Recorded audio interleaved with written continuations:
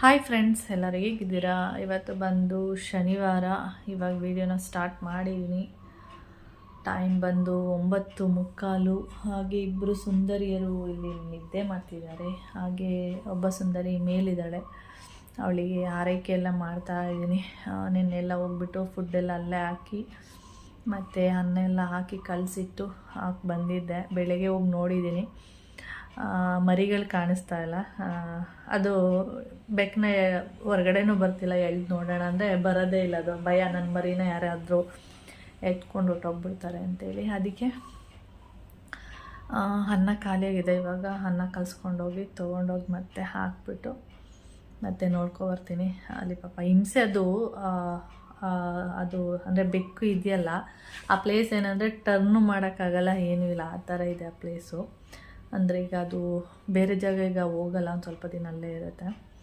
ಮತ್ತು ಬೆಕ್ಕಿನ ಮರಿಗಳು ಇನ್ನೂ ಕಣ್ಣು ಬಿಟ್ಟಿಲ್ಲ, ಹಿಂಗೆ ಕಣ್ಣು ಮುಚ್ಕೊಂಡೇ ಇದೆ. ಅದಕ್ಕೆ ಸ್ವಲ್ಪ ದಿನ ಇನ್ನೂ ಬೇಕು, ಟೈಮ್ ಬೇಕು ಅದಕ್ಕೆ. ಓಕೆ, ಅಲ್ಲೇ ಇರಲಿ, ಅಲ್ಲೇ ಆರೈಕೆ ಮಾಡೋಣ ಅಂಥೇಳಿ. ಮೋನ್ಮಮ್ಮ ಹೇಳ್ತಾಯಿದ್ರು, ನಾವು ಈಗ ಸಿಡಿ ಹಬ್ಬಕ್ಕೆಲ್ಲ ಊರಿಗೆ ಹೋಗ್ತೀವಲ್ಲ, ಅವಾಗ ಯಾರು ನೋಡ್ಕೋತಾರೆ ಅಂತ. ನಾವು ಶನಿವಾರ ಹೋಗಿ ಭಾನುವಾರ ಬರೋದಲ್ವ, ಒಂದಿನ ಹೆಂಗೋ ಇರುತ್ತೆ ಅಂತ. ಅಂದರೆ ಒಂದಿನ ಇಲ್ಲ ಅಂದ್ರೂ ಒಂಥರ ಏನೂ ಆಗಲ್ಲ. ಈ ಥರ ಗಾಯ ಮಾಡ್ಕೊಬಂದಿರ್ತಿದ್ದು, ಆಗಲೇ ಗಾಯ ಮತ್ತೆ ಅದೇ ಪ್ಲೇಸಿಗೆ ಮತ್ತೆ ಗಾಯ ಮಾಡ್ಕೊಬಂದಿದೆ. ಆ ಪ್ಲೇಸೆಲ್ಲ ಸ್ವಲ್ಪ ಕೆಳಗಡೆ ಕಾಲು ಬರುತ್ತಲ್ಲ ನೋಡಿ, ಮುಂದೆ ಕಾಲಿಂದ ಅಲ್ಲಿ. ಅದಕ್ಕೆ ಏನಾಗಲ್ಲ ಒಂದಿನಕ್ಕೆಲ್ಲ.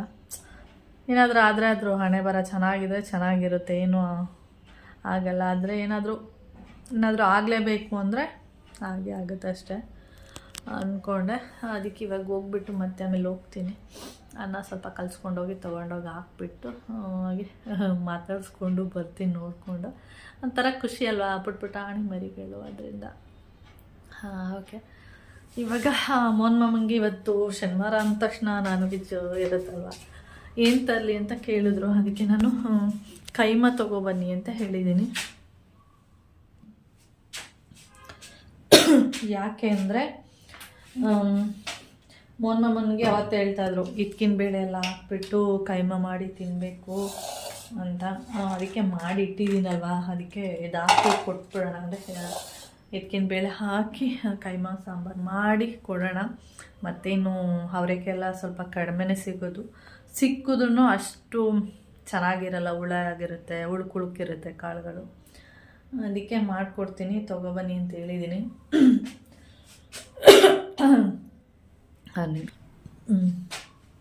ಹಾಗೆ ಇದು ಫ್ರಿಜ್ಜಲ್ಲಿ ಮೊನ್ನೆ ಸುಮಾರು ದಿನ ಆಯ್ತಲ್ವ ಇದನ್ನು ಮಾಡಿಟ್ಟು, ಅದಕ್ಕೆ ಇದನ್ನು ನೀರಲ್ಲಿ ಹಾಕಿ ಒಂದು ಸ್ವಲ್ಪ ಲೋಳೆ ಥರ ಬಂದುಬಿಟ್ಟಿರುತ್ತೆ. ಅಂದರೆ ನಾವು ಇಟ್ಟಾಗ ಏನಾಗುತ್ತೆ, ಸ್ವಲ್ಪ ನೀರಿನ ಅಂಶ ಇರುತ್ತಲ್ವ, ಅದಕ್ಕೆ ಅದೇನಾಗುತ್ತೆ, ಕೆಳಗಡೆ ಇರುವಂಥ ಕಾಳೆಲ್ಲ ಸ್ವಲ್ಪ ಲೋಳೆ ಥರ ಆಗಿರುತ್ತೆ. ಅದರಿಂದ ಇದಕ್ಕೆ ಹಾಕಿಟ್ಟಿದ್ದೆ. ಸ್ವಲ್ಪ ಹೀಗೆ ಮಾಡಿ ಕಾಳನ್ನೆಲ್ಲ ತೊಳೆದು ಇಟ್ಟಿದ್ದೀನಿ, ಅಲ್ಲಿ ನೀರೆಲ್ಲ ಸೋರಲಿ ಅಂತೇಳಿ. ಇವಾಗ ಇದನ್ನು ತೊಗೊಂಡೋಗಿ ಹೊರಗಡೆ ಚೆಲ್ಲಬೇಕು, ಇಲ್ಲಾಂದರೆ ಕೆಟ್ಟ ಸ್ಮೆಲ್ ಬರ್ತಾ ಇರುತ್ತೆ ಆ ಥರ. ಹಾಗೆ ಕೌಶಿಗೆ ಸ್ವಲ್ಪ ಕೆಮ್ಮೆಲ್ಲ ಜಾಸ್ತಿ ಆಗಿಬಿಟ್ಟಿದೆ, ಸ್ಟಾರ್ಟ್ ಆಗಿದೆ. ಯಾಕೆ ಅಂದರೆ ನನ್ನ ಪ್ರಕಾರ ತುಪ್ಪದ್ದು ಎಫೆಕ್ಟ್ ಅಂತ ಅಂದ್ಕೊಂಡಿದ್ದೀನಿ. ಯಾಕೆಂದರೆ ಅವತ್ತು ಏನದು ಒಬ್ಬಟ್ಟಿಗೆ ತುಪ್ಪ ಹಾಕಿ ಕೊಟ್ಟಿದ್ದೆ ನೋಡಿ. ಆವತ್ತಿನಿಂದ ಅವತ್ತು ನೈಟಿಂದ ಸ್ವಲ್ಪ ಕೆಮ್ತಾ ಇದ್ದ. ನಿನ್ನೆ ಅಂತೂ ಜಾಸ್ತಿನೇ ಆಗಿದೆ. ಅದಕ್ಕೆ ನಾನು ಯಾವಾಗಲೂ ಅವನಿಗೆ ಪಾಪು ಇದ್ದಾಗ್ಲೂ ಈ ಥರ ಮಾಡಿ ಕೊಡ್ತಾಯಿದ್ದೆ. ಇದೇನಂದರೆ ಸ್ವಲ್ಪ ನಿಧಾನ ಆಗುತ್ತೆ, ಆದರೆ ಬೇಗ ಒಂದು 3 days ಅಂತೂ ಬೇಕೇ ಬೇಕು. ಇದೇನಂದರೆ ಜೇನುತುಪ್ಪ ಮತ್ತು ಪೆಪ್ಪರ್ ಪೌಡರ್ನ ಹಾಕ್ಬಿಟ್ಟು ಮಿಕ್ಸ್ ಮಾಡಿಟ್ಟಿದ್ದೀನಿ ಅಷ್ಟೇ. ಇದನ್ನು 1 ಸ್ಪೂನು, ಚಿಕ್ಕ ಮಕ್ಕಳಾದರೆ ಒಂದು ಸ್ವಲ್ಪ, ಒಂದಿಷ್ಟು ಅವರೆಕಾಳಿನ ಗಾತ್ರ ಅಂತ ಹೇಳ್ತೀವಿ, ಅಷ್ಟು ಹಾಕಿದ್ರೆ ಸಾಕು.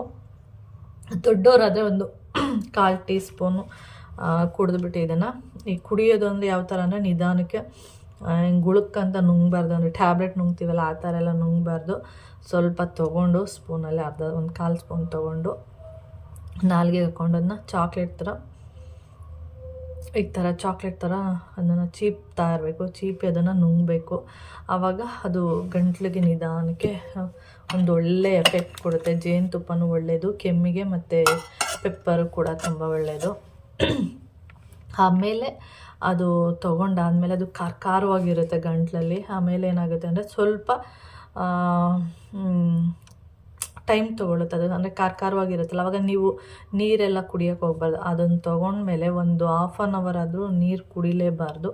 ನಿಮಗೇನಾದರೂ ಖಾರ ಅಂತ ಅನ್ನಿಸ್ತಾ ಇದೆ ಅಂತ ಏನಾದರೂ ಅನಿಸಿದ್ರೆ ನಿಮಗೆ, ಆವಾಗ ನೀವು ಒಂದು ಸ್ವಲ್ಪ ಸಕ್ಕರೆ ಹಾಕ್ಕೋಬೇಡಿ ಬಾಯಿಗೆ, ಬೆಲ್ಲ ತುಂಬ ಒಳ್ಳೆಯದು. ಅದನ್ನು ಹಾಕ್ಕೊಂಡು ಅದನ್ನು ಅಷ್ಟೇ ಚಾಕ್ಲೇಟ್ ಥರ ಚೀಪ್ತಾರೆ. ಆವಾಗ ಒಂದು 3 days ಒಳಗಡೆ ಕಫ ಕಡಿಮೆ ಆಗುತ್ತೆ. ಅಂದರೆ ನಿಧಾನ, ಇದು ಸ್ವಲ್ಪ ಇಂಗ್ಲೀಷ್ ಮೆಡಿಷನ್ ಆದರೆ ಸ್ವಲ್ಪ ಬೇಗನೆ ವಾಸಿ ಆಗುತ್ತೆ. ಇದು ಆಯುರ್ವೇದಿಕ್ ಆಗಿರೋದ್ರಿಂದ ಸ್ವಲ್ಪ ನಿಧಾನಕ್ಕೆ ಟೈಮ್ ತೊಗೊಳ್ಳೋದು ಅಷ್ಟೇ. ಆಮೇಲೆ ಇನ್ನೂ ಒಂದು ರೀತಿ ಮಾಡ್ಬೋದು, ಅಂದರೆ ತುಂಬ ದೊಡ್ಡವರಾದರೆ 1-2 ಮೆಣಸು, ಅದು ಊಟ ಎಲ್ಲ ಆದಮೇಲೆ ನೈಟ್ ಟೈಮ್ ತೊಗೊಂಡ್ರೂ ಪರವಾಗಿಲ್ಲ, ದಿನಕ್ಕೆ 1 ಸರಿ ತೊಗೊಂಡ್ರೂ ಪರವಾಗಿಲ್ಲ. ಏನಂದರೆ ಮೆಣಸು ಚೆನ್ನಾಗಿ ಅಗದ್ಬಿಡಿ, ಅದ್ರ ಜೊತೆಗೆ ಒಂದು ಸ್ವಲ್ಪ ಬೆಲ್ಲ, ಎರಡನ್ನೂ ದವಡೆಗೆ ಇಟ್ಕೋಬೇಕು. ಇಲ್ಲಿ ಇಟ್ಕೊಂಡು ಆ ಮೆಣಸನ್ನು ಬೇಕಾದ್ರೆ ಹಲ್ಲಲ್ಲಿ ಕಚ್ಕೊಬಿಡಿ, ಬೆಲ್ಲನ ದವಡೆಲಿ ಇಟ್ಕೊಬಿಡಿ.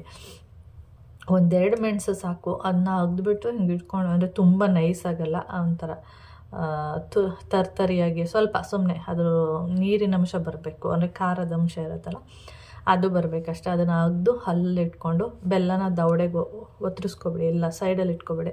ಅದು ನೀರು ಹಿಂಗೆ ಇಟ್ಕೊಂಡು ಅದು ನೀರು ಬರ್ತಾನೆ ಇರುತ್ತೆ, ಅದು ನೀರನ್ನ ನಿಧಾನಕ್ಕೆ ಕುಡಿತಾ ಬನ್ನಿ. ನೈಟ್ ಟೈಮ್ ಈ ಥರ ಮಾಡ್ತಾ ಬಂದರೆ ಬೇಗ ಕೆಮ್ಮು, ಏನಾದರೂ ಕಫ ಇದ್ದರೂ ಅಷ್ಟೇ ಬೇಗ ಕಡಿಮೆ ಆಗುತ್ತೆ. ನಾನೆಲ್ಲ ಸ್ವಲ್ಪ ಅದೇ ಥರನೇ ಮಾಡ್ತೀನಿ. ಆದರೆ ಖಾರ ಅಂತ ಸ್ವಲ್ಪ ಹಿಂದೆ ಮುಂದೆ ನೋಡ್ತೀವಿ, ಬರೀ ಬೆಲ್ಲ ಆದರೆ ಬಾಯಿಗೆ ಹಾಕ್ಕೊಬಿಡ್ಬೋದು. ಬೆಲ್ಲ ಜೊತೆಗೆ ಮೆಣಸು ಹಾಕ್ಕೋಬೇಕಲ್ಲ, ಅದು ಖಾರ ಅಂತ ಅನಿಸ್ಬಿಡುತ್ತೆ. ಅದರಿಂದ ಸ್ವಲ್ಪ ಕಷ್ಟ ಅನಿಸುತ್ತೆ. ಓಕೆ, ಈ ಥರ ಕೌಶಿಗೆ ಈ ಥರ ಎಲ್ಲ ಕೊಡ್ತಾಯಿದ್ದೆ, ನನಗೆ ಬೇಗ ವಾಸಿ ಆಗ್ತಾಯಿತ್ತು. ಇನ್ನೊಂದು ರೀತಿಯೂ ಕೂಡ ಮಾಡ್ಬೋದು, ಕಷಾಯ ರೀತಿ. ಅದು ಹೇಗೆ ಅಂದರೆ 1 ಲೋಟ ನೀರು ಇಟ್ಕೋಬೇಕು, ಅದಕ್ಕೆ ಮೆಣಸು, ಜೀರಿಗೆ, ಸ್ವಲ್ಪ ಬೆಲ್ಲ, ಶುಂಠಿ, ಚಕ್ಕೆ, ಲವಂಗ, ಮತ್ತು ಧನಿಯಾ ಕಾಳು ಇರಬೇಕು. ಧನಿಯಾ ಕಾಳಿದ್ರೆ ಅದಷ್ಟು ಹಾಕ್ಬಿಟ್ಟು ಚೆನ್ನಾಗಿ ಬೇಯಿಸ್ಬೇಕು. 1 ಲೋಟ ನೀರು, ಅರ್ಧ ಲೋಟ ನೀರು ಹಾಕಬೇಕು. ಅದಾಗಿ ಚೆನ್ನಾಗಿ ಅರ್ಧಕ್ಕೆ ಬಂದಮೇಲೆ ನೀವು ಅದನ್ನು ಬಸ್ದು ಇಟ್ಕೊಂಡು ಅದನ್ನು ಮಕ್ಕಳಿಗೆ 3 ಟೈಮು ಕೂಡ ಒಂದು ಟೈಮು, ಅಂದರೆ ಬೆಳಿಗ್ಗೆ, ಮಧ್ಯಾಹ್ನ, ರಾತ್ರಿ 3 ಟೈಮು ಒಂದು ಅರ್ಧ ಸ್ಪೂನ್ ಕುಡಿಸ್ತಾ ಬರಬೇಕು. ಕುಡಿಸ್ಬಿಟ್ಟು ಮಕ್ಳಿಗೆ ಖಾರ ಆಗುತ್ತಲ್ವ, ಎಲ್ಲ ಖಾರದ್ದೇ. ಆವಾಗ ಏನು ಮಾಡಬೇಕು ಅಂದರೆ ಒಂದು ಸ್ವಲ್ಪ ಬೆಲ್ಲನ ಬಾಯಿಗೆ ಹಾಕ್ಬಿಡ್ಬೇಕು. ಅದಾದಮೇಲೆ ಸ್ವಲ್ಪ ಹೊತ್ತು ಅದಕ್ಕೆ ಮಕ್ಕಳಿಗೆ ಏನೂ ಕೊಡಬಾರ್ದು, ಆವಾಗ ಕಡಿಮೆ ಆಗುತ್ತೆ ಕಫ. ಆದರೆ ನಾನು ಹೇಳ್ದಂಗೆ ಇಂಗ್ಲೀಷ್ ಮೆಡಿಷನ್ ಅಷ್ಟು ಬೇಗ ವಾಸಿ ಆಗಲ್ಲ, ಅದು ಸ್ವಲ್ಪ ನಿಧಾನ ಆಗುತ್ತೆ. ನೋಡಿ, ನಿಮಗೇನಾದರೂ ಇದು ಓಕೆ ಅನಿಸಿದ್ರೆ ಮಾಡಿ. ಕೌಶಿಗೆ ಆವಾಗ ಚಿಕ್ಕ ಮಗು ಇದ್ದಾಗ ಏನಂದರೆ ತುಂಬ ಕಫ, ಕೆಮ್ಮು. ಫಸ್ಟು ಅವ್ನಿಗೆ ಏನಾಗೋದು ಅಂದರೆ ಫಸ್ಟ್ ಕೆಮ್ಮು, ಲೈಟಾಗಿ ಕೆಮ್ಮು ಸ್ಟಾರ್ಟ್ ಆಗೋದು, ಆಮೇಲೆ ಜ್ವರ ಬರೋದು, ಆಮೇಲೆ ಫುಲ್ಲು ಕಫ ಥರ ಕೆಮ್ಮಿ ಒಂಥರ. ಮಕ್ಳಿಗೆ ಏನಂದರೆ ಜ್ವರಕ್ಕಿಂತ ಕೆಮ್ಮೇನಾದರೂ ಬಂದುಬಿಟ್ರೆ ಫುಲ್ಲು ವೀಕ್ ಆಗಿಬಿಡ್ತಾರೆ, ಅವ್ರ ಮುಖ ನೋಡೋಕ್ಕೆ ಆಗಲ್ಲ, ಮಕ್ಕಳ ಮುಖ ಆ ಥರ ಆಗಿಬಿಡುತ್ತೆ. ಅವಾಗ ನಾನು ಹೆಚ್ಚಾಗಿ ಈ ಥರದ್ದೇ ಮಾಡ್ತಾಯಿದ್ದು. ಅದರಲ್ಲಿ ಈ ಥರ ಪೆಪ್ಪರು ಹನಿ ಸಡನ್ನಾಗಿ ಕೊಡಬೇಕು ಕೆಮ್ಮು ಅಂತಂದರೆ ಈ ಥರನೇ ಮಾಡಿ ಕೊಡ್ತಾಯಿದ್ದು.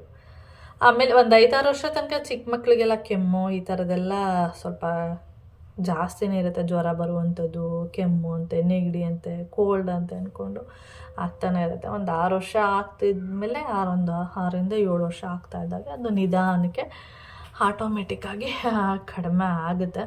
ಅಲ್ಲಿಗಂಟ ಸ್ವಲ್ಪ ಮಕ್ಕಳನ್ನ ನೋಡ್ಕೊಳ್ಳೋದು ಸ್ವಲ್ಪ ಕಷ್ಟ. ನಿಧಾನಕ್ಕೆ ಸ್ವಲ್ಪ ಕೇರಾಗಿ ಮಾಡಬೇಕು. ಈ ಥರ ವೆದರು ವಿಂಟರಲ್ಲೇ ಒಂಥರ ಆಗುತ್ತೆ ಮಕ್ಕಳಿಗೆ, ಸಮ್ಮರಲ್ಲೇ ಒಂಥರ ಆಗುತ್ತೆ.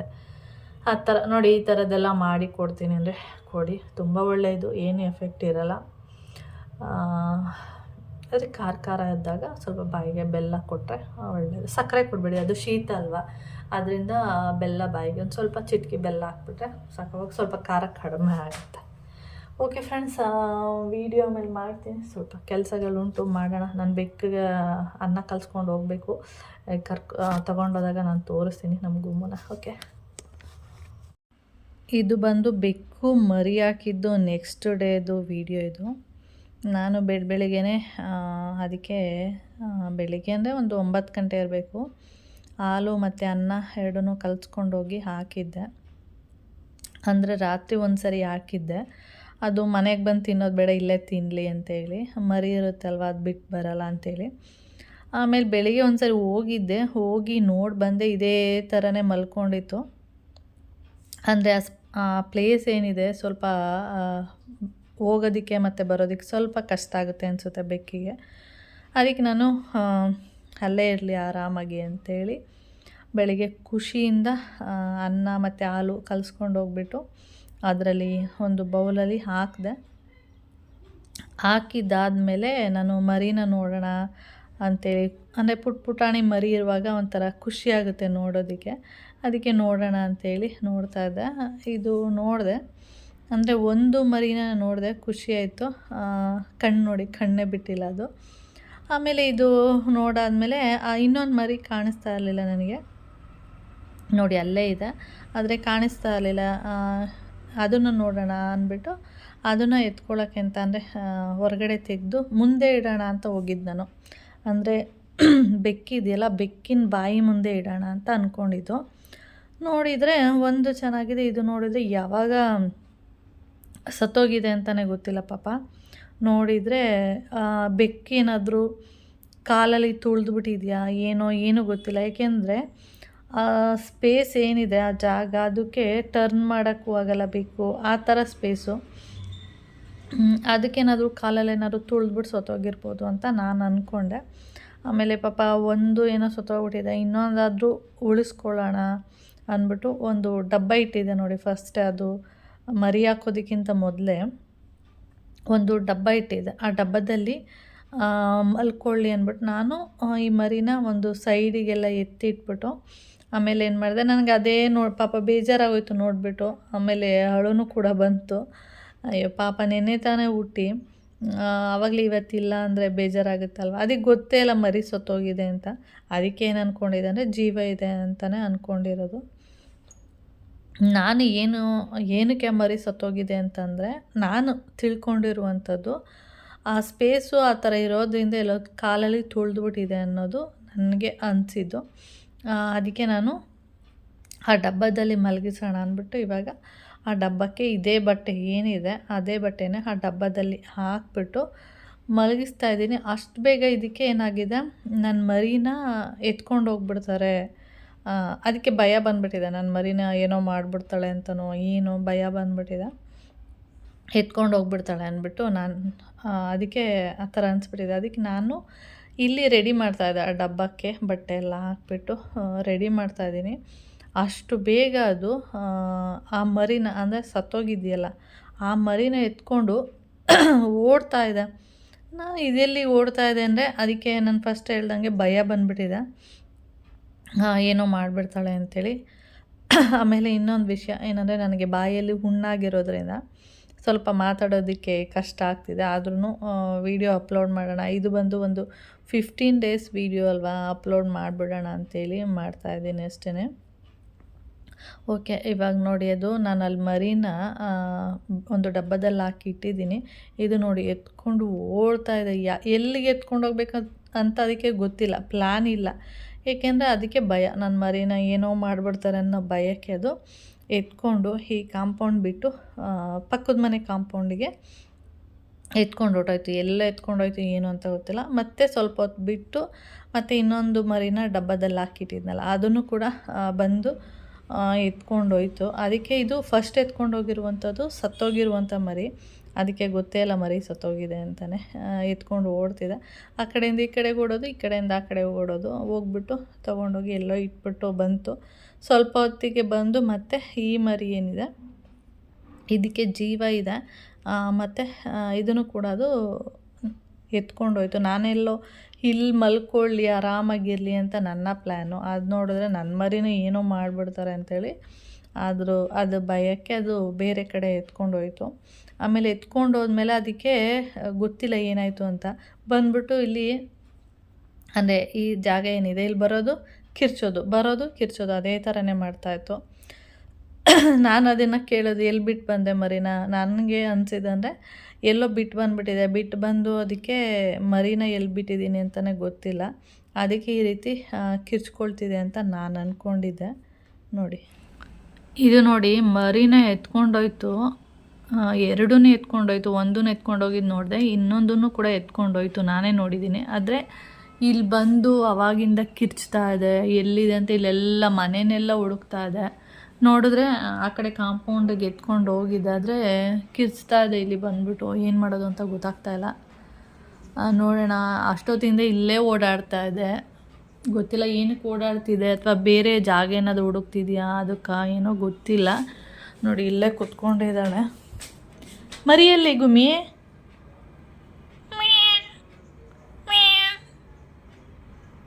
ಮರ್ತ್ಬಿಟ್ಟು ಬಂದ್ಬಿಟ್ಟಿದ್ಯಾ ಏನು ಅಂತಲೇ ಗೊತ್ತಾಗ್ತಾ ಇಲ್ಲ ನನಗೆ. ಮರಿಯಲ್ಲಿ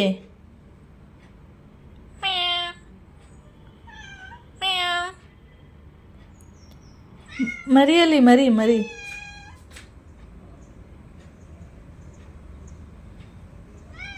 ಹೋಗಿ ಎತ್ಕೊಬರೋಗು.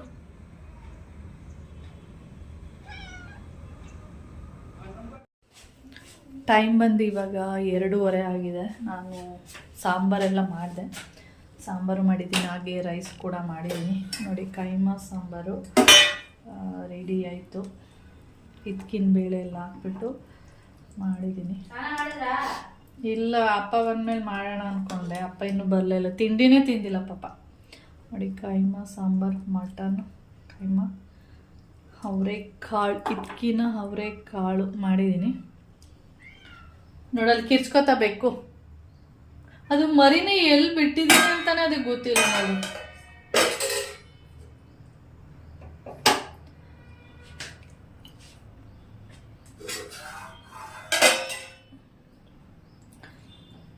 ಇನ್ನೊಂದು ಸ್ವಲ್ಪ ಕಾಳು ಬೇಕನ್ಸುತ್ತೆ.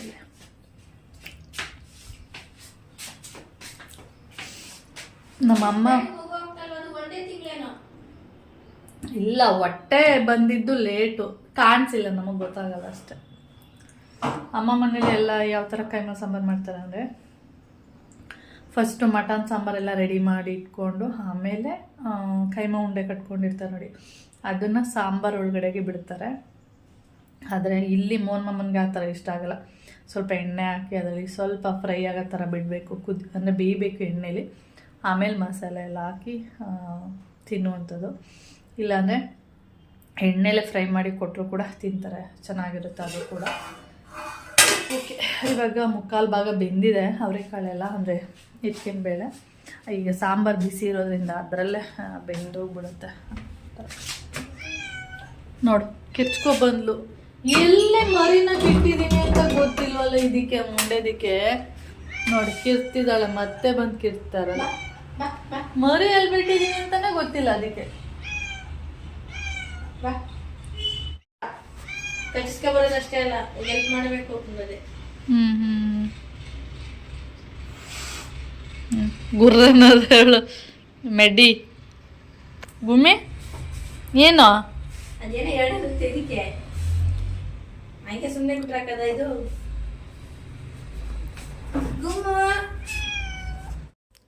ಇದು ಬಂದು ರಾತ್ರಿ, ಇದು ಇಲ್ಲಿ ಆಟ ಆಡ್ತಾ ಇತ್ತು. ಹಾಗೆ ಕಪ್ಪು ಬೆಕ್ಕು ಏನಿದೆ ಅದು ಮತ್ತೆ ಬರೋದು, ಕಿರ್ಚುವಂಥದ್ದು, ಮತ್ತು ಅದು ಎಲ್ಲೂ ಹೋಗಲೇ ಇಲ್ಲ, ಇಲ್ಲೇ ಮಲ್ಕೊಂಡಿತ್ತು. ಹಾಗೆ ನಾನು ಪಕ್ಕದ ಮನೆಯವ್ರಿಗೂ ಕೂಡ ಫೋನ್ ಮಾಡಿ ಈ ಥರ ಬೆಕ್ಕು ಮರಿ ಹಾಕಿದೆ, ಮರಿ ಹಾಕ್ಬಿಟ್ಟು ಈ ಥರ ನಿಮ್ಮ ಮನೆ ಕಡೆ ಎತ್ಕೊಬಂತು, ಅಲ್ಲೇನಾದರೂ ಕಾಣಿಸಿದ್ರೆ ನನಗೆ ಹೇಳಿ, ಇಲ್ಲಿ ಬಂದು ಈ ಥರ ಕಿರ್ಚ್ತಾ ಇದೆ ಅಂತ ಹೇಳಿದೆ. ಇದೇನು ಮಾಡ್ತಂತೆ, ಅವ್ರ ಮನೆಗೆ ಎತ್ಕೊಂಡು ಹೋಗಿತ್ತಂತೆ.